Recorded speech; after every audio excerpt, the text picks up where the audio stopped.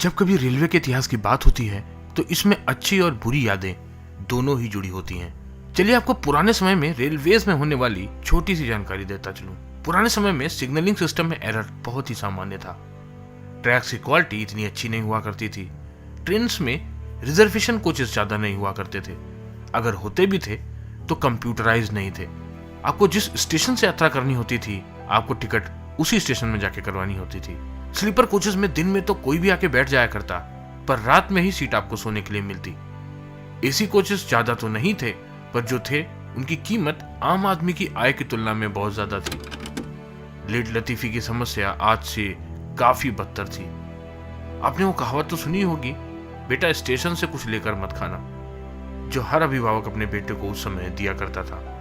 किसी भी चीज का प्रॉपर सिस्टम नहीं था, ना तो आईआरसीटीसी था और ना ही वेंडर्स के लिए कोई प्रॉपर मॉनिटरिंग सिस्टम।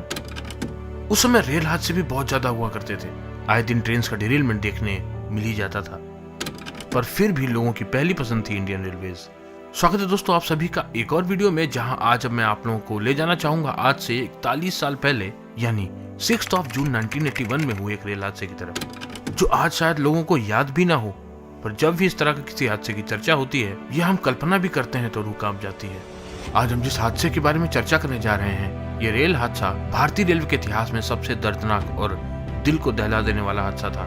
ये बात है 6 जून 1981 की। एक पैसेंजर ट्रेन बिहार के मानसी से सहरसा जा रही थी। ये एक मीटर गेज ट्रेन थी। ट्रेन में काफी भीड़ थी, पर लोगों को तो जल्दी घर पहुंचना था। अगली ट्रेन न जाने कितनी देर में आती, इसलिए सब इस पैसेंजर पर सवार हो गए और जैसे तैसे अपनी यात्रा पूरी करने लगे। लोग ट्रेन की छत पर भी बैठे हुए थे, लेकिन उन्हें जरा भी एहसास नहीं था कि उनके लिए शायद ये यात्रा अंतिम होने वाली है। बारिश का मौसम था और ट्रेन अपनी तेज रफ्तार पर दौड़ रही थी कि अचानक ट्रेन एक हादसे का शिकार हो जाती है। आइए जानते हैं ये पूरा वाकया क्या था। जिस समय हादसा हुआ, ट्रेन की रफ्तार लगभग 60 किलोमीटर प्रति घंटा से 65 किलोमीटर प्रति घंटा थी और दिन का समय था। स्टीम इंजन हॉल्ड ये ट्रेन यात्रियों से खचाखच भरी हुई थी। इस ट्रेन में टोटल 9 कोचेस थे। तेज बारिश हो रही थी, तेज हवा भी चल रही थी कि तभी अचानक ट्रेन के ड्राइवर ने ब्रेक्स लगा दिए। जिस समय ब्रेक्स अप्लाई हुए, ये ट्रेन बागमती नदी को पार कर रही थी। बस ब्रेक्स का लगाना हुआ ही था कि अचानक इस एमजी पैसेंजर ट्रेन के 7 कोचेस पुल से सीधा नदी में जा गिरते हैं। इस हादसे में सरकारी आंकड़ों की माने तो 300 लोग अपनी जान गंवाते हैं और कई लोगों के शव तो कईयों दिन तक कोचेस में फंसे रहे।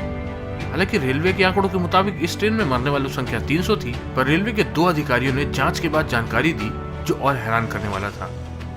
इस हादसे में 800 से 1000 के करीब लोग मारे गए थे। आज भी इस हादसे को देश के सबसे बड़े रेल हादसे के रूप में देखा जाता है। यही कारण है कि जब भी कोई रेल हादसा होता है तो 6 जून 1981 का वो काला दिन स्वतः स्मृति में आ जाता है। हालांकि ड्राइवर ने ब्रेक क्यों अप्लाई किए, इसका खुलासा अब तक तो नहीं हो पाया है। कुछ लोग कहते हैं जब ट्रेन बागमती नदी को पार कर रही थी तब ट्रैक पर गाय आ गई, जिसको बचाने के चक्कर में ड्राइवर ने इमरजेंसी ब्रेक्स अप्लाई कर दिए। वहीं कुछ लोगों का कहना है कि बारिश बहुत तेज थी, जिसके कारण लोगों ने ट्रेन की सभी खिड़कियों को बंद कर दिया था और तेज तूफान होने की वजह से पूरा दबाव ट्रेन के कोचेस पर जा पड़ा, जिस वजह से कोचेस डिरेल हो गए।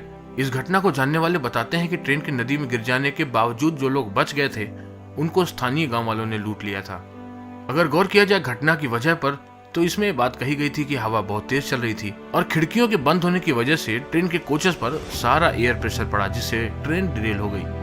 अगर ऐसा है तो ये बहुत चिंता का विषय है, क्योंकि अगर गौर से सोचा जाए तो मीटर गेज के एक जनरल कंपार्टमेंट का वजन लगभग 29.3 टन होता है। वहीं बात करें भारतीय रेल में न्यूली इंट्रोड्यूस हुए एलएचबी कोचेस की, तो इनका वजन लगभग 35 टन होता है, यानी केवल 6 टन ज्यादा मीटर गेज के कोचेस से।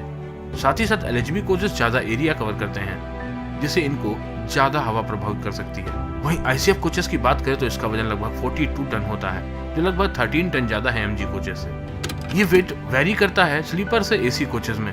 एसी कोच का वजन इनसे भी ज्यादा होता है, तो मुझे नहीं लगता कि ट्रेन के डिरेलमेंट की ये वजह रही होगी। हालांकि इसमें दूसरी बात बताई गई है कि ट्रैक पर गाय आ गई थी, जिस थ्योरी को ज्यादातर लोग सही मानते हैं। ट्रैक पर गाय आने पर भी तेज रफ्तार ट्रेन में लोको पायलट्स ब्रेक अप्लाई नहीं करते। इस केस में कुछ तो ऐसा रहा होगा जिस वजह से लोको पायलट्स ने इमरजेंसी ब्रेक्स अप्लाई किए थे। हो सकता है एक या इससे अधिक गाय सामने आ गई हों। कारण जो भी रहा हो, पर इमरजेंसी ब्रेक्स तो लगाए गए थे। सामान्य तौर पर इमरजेंसी ब्रेक से ट्रेन डिरेल नहीं होती, पर साथ ही साथ डिपेंड करता है कि इमरजेंसी ब्रेक्स की लगाई गई तीव्रता कितनी थी। हाई इंटेंसिटी इमरजेंसी ब्रेक्स लगाने के बाद कई बार ट्रेन को दुर्घटना का सामना करना पड़ता है। हालांकि आजकल के एडवांस लोकोमोटिव्स इमरजेंसी ब्रेक्स को अच्छे से हैंडल करने में सक्षम है, पर स्टीम टेक्नोलॉजी में ये इतना आसान नहीं था। सोच के ही सिहरन सी होने लगती है। कोच अंदर से यात्रियों से भरा हुआ था। जब ये हादसा हुआ, ये भरे हुए कोचेस सीधा नदी की गहराइयों में जा समाये। कंजेस्टेड कोच से निकल ना पाने की वजह से लोगों की तड़प तड़प कर ट्रेन के अंदर ही मौत हो गई। इसके ऊपर से नजदीकी गांव वालों द्वारा किया गया कृत्य शर्मनाक है।